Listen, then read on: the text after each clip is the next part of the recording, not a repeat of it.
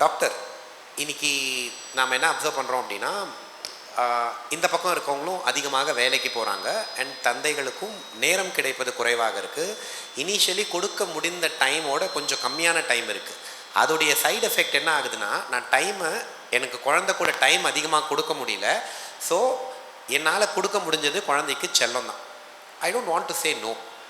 எது கேட்டாலும் நான் கொடுத்துட்றேன். சரி, என்னால் பாவம், என்னால் அப்போல்லாம் எங்கள் அம்மாலாம் என் கூட மணிக்கணக்காக இருப்பாங்க, ஆனால் நான் மணிக்கணக்காக இருக்க முடியல, சரி எல்லாத்தையும் பண்ணி. இது கரெக்டாக? இந்த ஓவர் பேம்பரிங் குழந்தையினுடைய யாரும், நாங்களாம் சின்ன போதாக இருக்கும்போது யார் வேணால் எங்களை கண்டிக்கலாம், கேளுங்க அப்படின்னே சொல்லுவாங்க.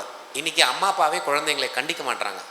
லைக் இந்த ஓவர் பேம்பரிங் குழந்தையுடைய சைக்கலாஜிக்கல் ஹெல்த்துக்கு ஹெல்ப் பண்ணுமா இல்லை தவறா? And request to all both of my panelist, நம்ம டைமையும் பார்த்து சொன்னால் நிறைய கேள்விகள் எடுக்கலாம். தேங்க்யூ. இந்த அருமையான வாய்ப்புக்கு நன்றி. ஐ திங்க் பிரதர் ரொம்ப நேரமாக என்னை ஃபாலோ பண்ணிகிட்டு இருந்தார். நான் ஒரு நிறைய தடவை டிக்ளைன் பண்ணேன், இல்லை சார் என்னால் வரவே முடியாதுன்னு. ஏன் மேடம்னு ஒரு தடவை கேட்டார், ஏன் வர முடியலன்னு. இதே பிரச்சனை தான் சார். என்ன மேடம்னார், இதே பேரண்டிங் பிரச்சனை தான் சார். என் பொண்ணு குழந்தை பிறந்திருக்கு, நான் விட்டுட்டு வந்துட்டேன்னா ஃபஸ்ட்டு பேரண்ட் நான் தான் இல்லையா? நீ என்ன எனக்கு குழந்தை பிறந்திருக்கு, நீ பாட்டுக்கு போயிட்டேம்பாங்க. இந்த கஷ்டம்தான் சார் எனக்குன்னு. இல்லை பரவாயில்ல மேடம் பார்த்துக்கலாம் வாங்கன்னார். அப்புறம் அவர் தைரியம் கொடுத்தாரு, சரி என்னத்தையோ பார்ப்போம் நம்மளும் வந்தேன். அப்புறம் இங்கே வந்தோன்னு பார்த்தப்போ தான் ஜாய்ஃபுல் பேரண்டிங் அப்படின்னு இருந்தது. எனக்கு ஒன்று தோணுச்சு, இந்த ஆக்சிமோரோன்னு இங்கிலீஷில் சொல்லுவாங்க, நல்ல மனைவி. நடக்குமா? நடக்குமா?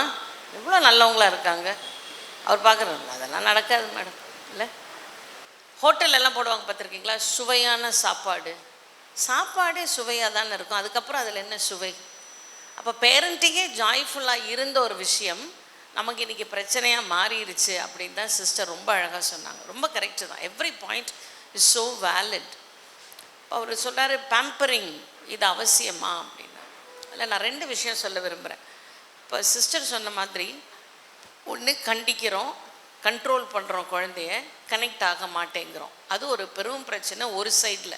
இன்னொரு சைடில் கேட்டதெல்லாம் கொடுத்துடணும்.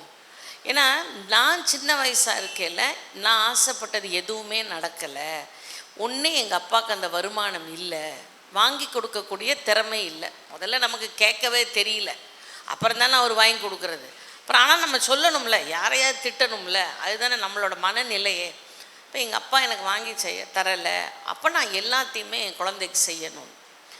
சிஸ்டர் இன்னொன்று அருமையான ஒரு பாயிண்ட் சொன்னாங்க, எல்லாரும் அட்வைஸ் பண்ணுவாங்க, ஆனால் நம்மளோட மனநிலை எப்படி தெரியுமா, சைக்காலஜியில் சொல்லுது, நம்ம எல்லாத்தையும் கேட்டுக்குவோம், நம்ம இஷ்டத்துக்கு தான் செய்வோம், எதையுமே கரெக்டாக பண்ண மாட்டோம். பேரண்டிங்கில் மட்டும் நம்ம 2 விஷயம் பண்ணுவோம்.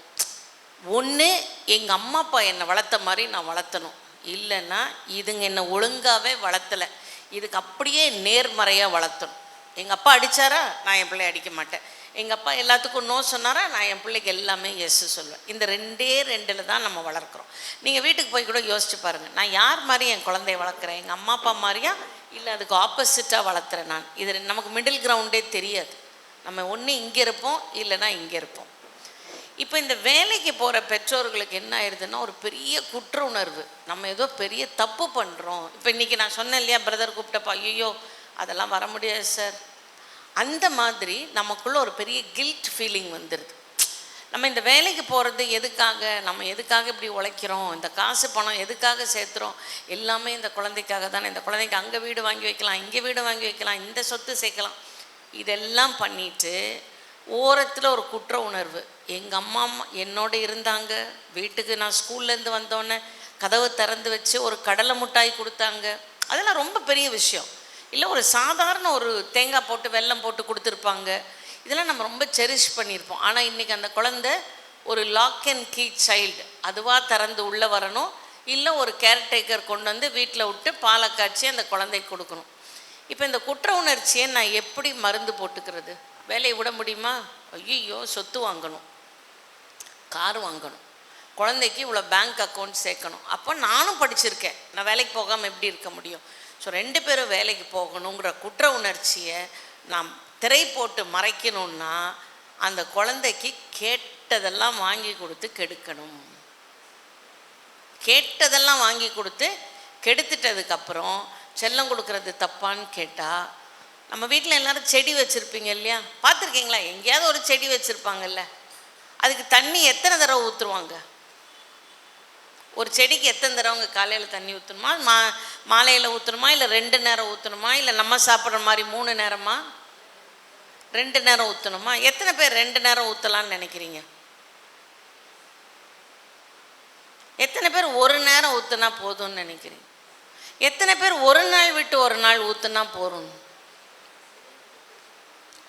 மண்ணின் ஈரப்பதம் எப்படி இருக்கோ அப்படி தான் தண்ணி ஊற்றணும். என்கிட்ட தண்ணி இருக்குது, செடி இருக்குது, ஊற்றுவோமே அப்படின்னு ஊற்றுனா என்ன ஆகும்? வேர் அழுகி போகும். அதே தான் செல்லம். உங்கள் குழந்தைக்கு எப்போ கொடுக்கணும், எந்த இடத்துல செல்லம் கொடுக்கணுன்னு இருக்குது. எனக்கு இருக்கிறது ஒரே குழந்தை மேடம். 10 குழந்தை இருந்தாலும் அந்த ஒரு குழந்தை இம்பார்ட்டண்ட்டு தாங்க. எல்லா பேரண்ட்ஸும் இப்போ சொல்கிறது, என்கிட்ட இருக்கிற அந்த ஒரு குழந்தைங்க, அந்த ஒரு குழந்தைய நான் கண்ணு நிமை போல் காப்பாற்றுறேன். 10 குழந்தை இருந்தால் விட்டுருவோமா? சரி, ஒன்று போனால் போது போ, அது வேணால் அடிச்சுட்டு போட்டும் போ, ஆத்தோட போட்டும் போன்னு விட முடியுமா?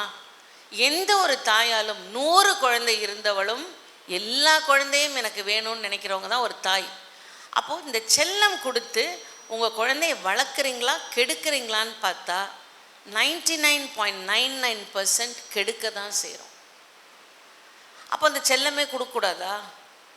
செடிக்கு தண்ணி ஈரப்பதம் போல் தண்ணி இருக்குது அந்த தொட்டியிலன்னா ஊற்றக்கூடாது. அந்த மண்ணில் ஈரப்பதம் இருக்குன்னா ஊற்றக்கூடாது. அந்த குழந்தைக்கு செல்லம்ங்கிறதும் டெய்லி சம்பளம் கொடுத்தா நமக்கு வேலைக்கு போகிறதுல இன்ட்ரெஸ்ட் இருக்கா? 31ஆந்தேதி டான்னு வந்து பேங்க்கில் விழுந்தால் இன்ட்ரெஸ்ட் இருக்கா? 31ஆந்தேதி அப்பாவுக்கு சம்பளம் வாங்கிட்டு வந்தால் சாக்லேட்டோடு வந்தாருன்னா சந்தோஷமாக இருக்குது. டெய்லி வந்து அதில் பெருமை கிடையாது. ஸோ நீங்கள் கொடுக்குற எந்த ஒரு விஷயமே அந்த குழந்தை உள்வாங்கி அதை அனுபவித்து தன்னை பதப்படுத்திக்கிறதுக்கு ஏதுவானதாக இருக்கணும். நீங்கள் செல்லோங்கிற பேரில் அதிகமாக கொடுத்தா இந்த பாட்டிலில் நான் தண்ணி எவ்வளவு கொள்ளுமோ அவ்வளவு தான் ஊற்றலாம். இதுக்கு மேலே மேலே ஊற்றுனீங்கன்னா வேஸ்ட். அப்போது செல்லம்ங்கிறது எந்த அளவுக்கு கொடுக்கணும் நீங்கள் தான் உங்கள் குழந்தைக்கு முடிவு பண்ணணும். இன்ஃபேக்ட் நான் ஒரு ஹியூமன் ரிசோர்ஸ் பாயிண்ட் ஆஃப் வியூவில் பார்த்தேன் அப்படின்னா, இன்றைக்கி வரக்கூடிய கிட்ஸ்க்கு நோ கேட்கவே முடியல அவங்களால. ஏன்னா நம்மளுக்கெல்லாம் நிறைய நோ கேட்டிருப்போங்க. நம்மளுக்கு எவ்வளோ செல்வந்தர்களாக இருந்தாலும் வருஷத்துக்கு 2 ட்ரெஸ் தான். உங்களுக்கு என்ன மீல் வீட்டில் செஞ்சாங்களோ அந்த மீல் தான் எல்லாருக்குமே. இன்றைக்கி அப்படியே இருக்குது இல்லை? நம்மளுடைய அந்த தாழ்வு மனப்பான்மையால் நம்ம என்ன பண்ணுறோம் அப்படின்னா நிறைய வாங்கி கொடுக்குறோம். இதனால் அவங்களுக்குள்ள ஒரு சூப்பர்மசி ஃபீலிங் வந்துடுது. நான் கேட்டதெல்லாம் கிடைக்கும், டச் ஆஃப் த கிளிக் கிடைக்குதுல்ல, உடனே ஜெப்டோ பண்ணுங்க, உடனே கிடச்சிடுது. இதே மைண்ட் செட்டில் தான் அவங்க ஆஃபீஸ் வராங்க. இதே மைண்ட் செட்டில் ஒரு டீமுக்குள்ளே நான் கேட்டதெல்லாம் கிடைக்குதா அப்படின்னா கிடைக்க மாட்டேங்குது. ஸோ நாங்கள் ஹியூமன் ரிசோர்ஸ் டிபார்ட்மெண்ட்டில் இருக்கோம் இல்லையா, கம்ப்ளைண்ட்ஸ் எங்கள் கிட்ட தான் வரும். கிட்ட போய் பார்த்தா அதான் இருக்கும். இதெல்லாம் ஒரு ப்ராப்ளம். நான் எஸ்கலேட் ஒரு குழந்தை வந்தாங்க, இ ஷுட் பி அரௌண்ட் 24-25 ஐஐடிஎன். நான் இப்போவே கிட் பண்ணுறேன். ஏன்? That guy is not saying. நான் சொல்கிறத அவங்க செய்ய மாட்டாங்க. நம்ம சொல்கிறத வாழ்க்கை ஃபுல்லாக யாருமே செய்திருக்க மாட்டாங்க. ஆனால் நம்ம சந்தோஷமாக இருக்க பழகணும். So that is one important aspect of saying no to your kit.